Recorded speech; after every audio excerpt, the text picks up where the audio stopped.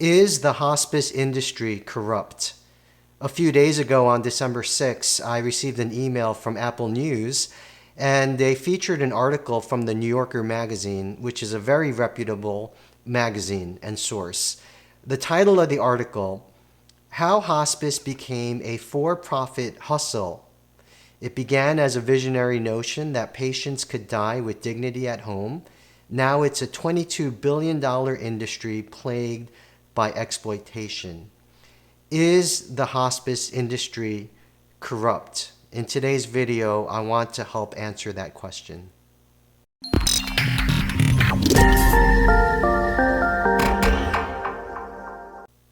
So a lot of hard work and research went into that article from the New Yorker magazine.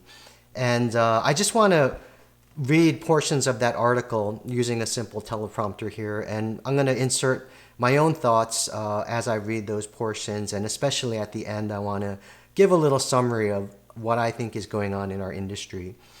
From that article on hospice, a revolutionary idea that began in London at a clinic for the poor is now a plaything of American profiteers.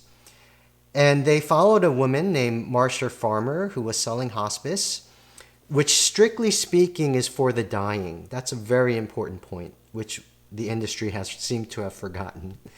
To qualify patients, the patients must agree to forego curative care. That's a huge point. To get on hospice, you stop receiving curative care, which could cause you to live longer.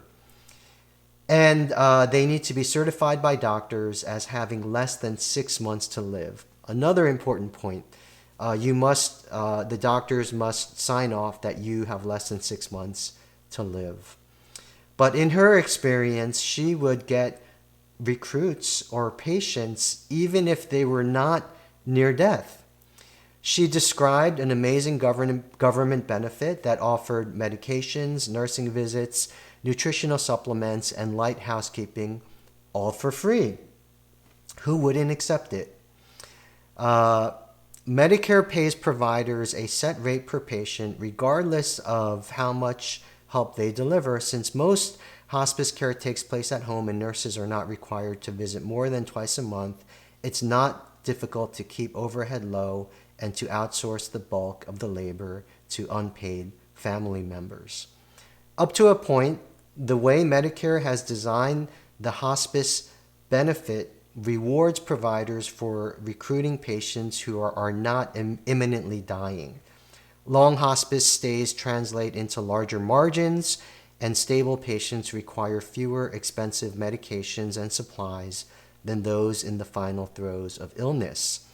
Although 2 doctors must initially certify that a patient is terminally ill, she can be recertified as such again and again. The federal government, recognizing that an individual patient might not die within the predicted 6 months, effectively demands repayment from hospices when the average length of stay of all patients exceeds 6 months. But Farmer's company, like their competitors, found a way to game the system and keep their money. The most common tactic was to dump or discharge their patients before that 6-month mark. And the industry euphemism is to say they graduated from hospice. And the patient experience is more like getting expelled and losing all their benefits like adult briefs, pain medications, wheelchairs, nursing care, a hospital-grade bed that they might not otherwise be able to afford.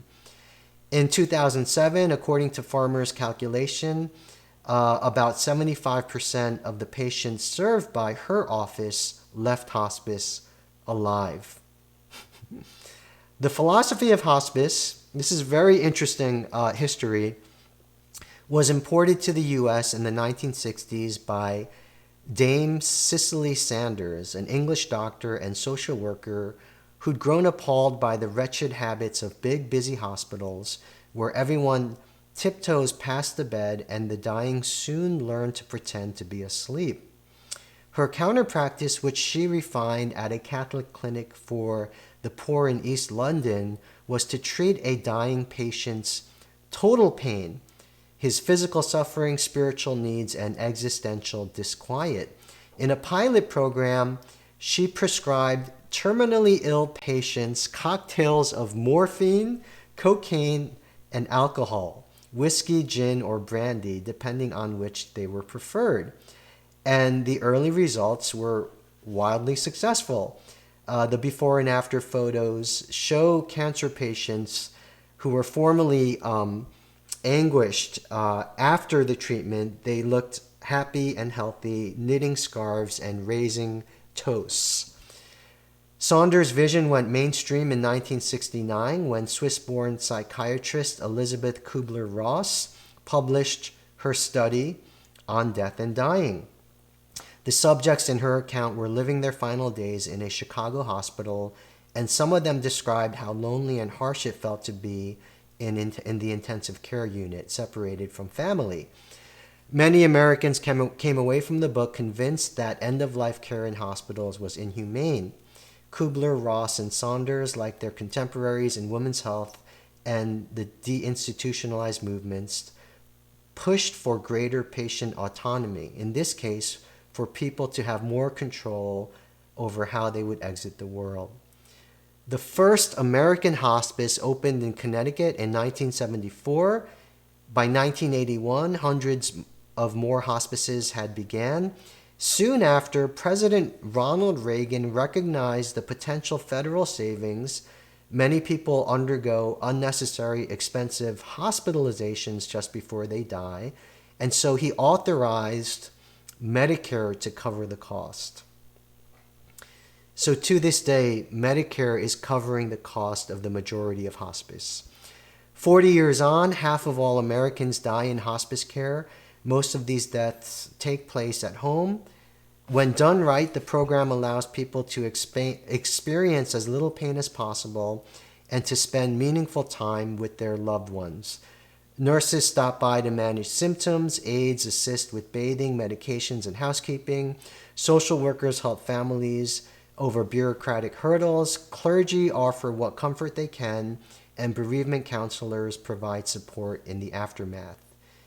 This year, the article says, this year I spoke about hospice with more than 150 patients, families, hospice employees, regulators, attorneys, fraud investigators, and end-of-life researchers, and all of them praised its vital mission, but many were concerned about how easy money and a lack of regulation had given rise to an industry rife with exploitation. In the decades since Saunders and her followers spread this radical concept across the country, hospice has evolved from a constellation of charities, mostly relying on volunteers, into a $22 billion juggernaut funded almost entirely by taxpayers. In 2018, the Office of Inspector General at the Department of Health and Human Services estimated that inappropriate billing by hospice providers had cost taxpayers hundreds of millions of dollars. Other audacious for-profit players enlist family and friends to act as make-believe clients, lure addicts with the promise of free painkillers, dupe people into the program by claiming that it's free home health care, or steal personal information to enroll phantom patients. A 29-year-old pregnant woman learned that she'd been enrolled in Revelation Hospice in the Mississippi Delta, which at one time discharged 93% of their patients alive. She learned this only when she visited her doctor for a blood test. In Frisco, Texas, according to the FBI, a hospice owner tried to evade Medicare repayment by instructing staff to overdose patients who were staying on the service too long. He texted a nurse about one patient saying he better not make it to tomorrow or I will blame you. He was murdering his clients. The owner was sentenced to more than 13 years in prison for fraud in a plea deal that made no allegations about patient deaths. Because patients who enroll in the service forego curative care, hospice may harm patients who are not actually dying.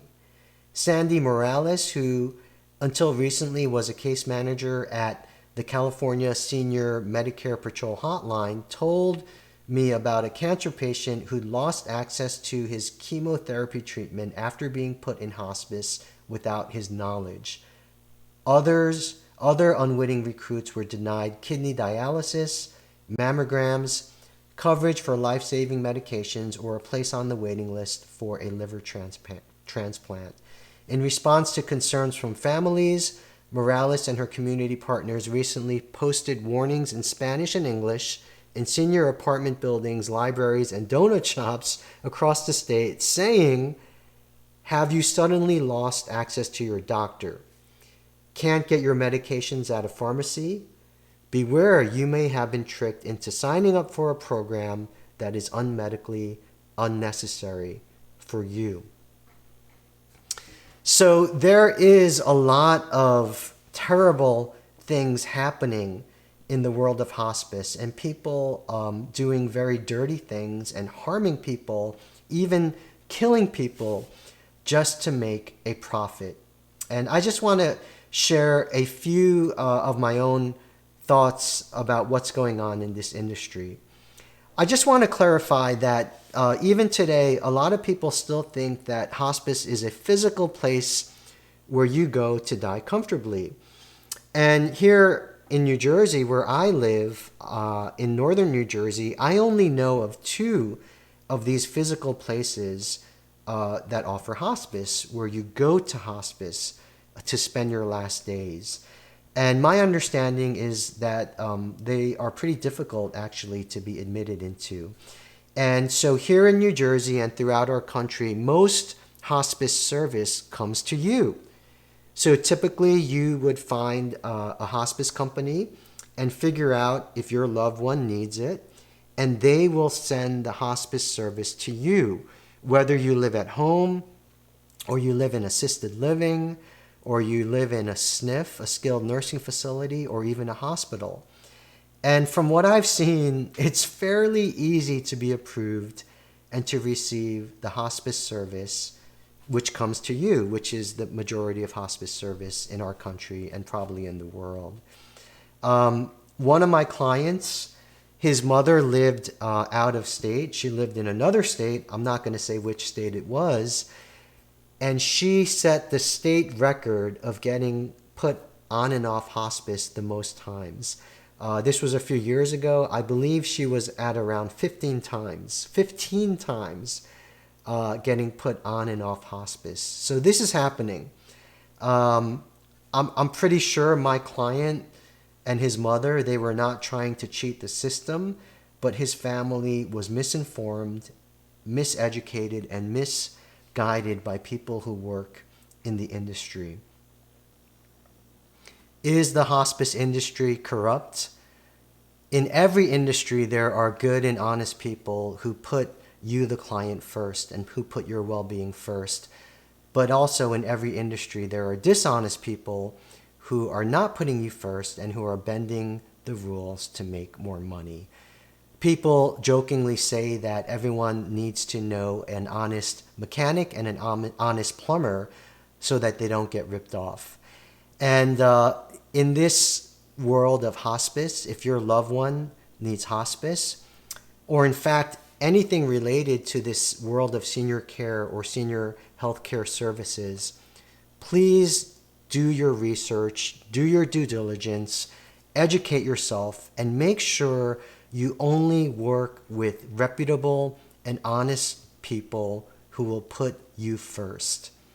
If this video was helpful, please subscribe to see future videos. Please press like or share the video or make a comment, and hope to see you in the next one.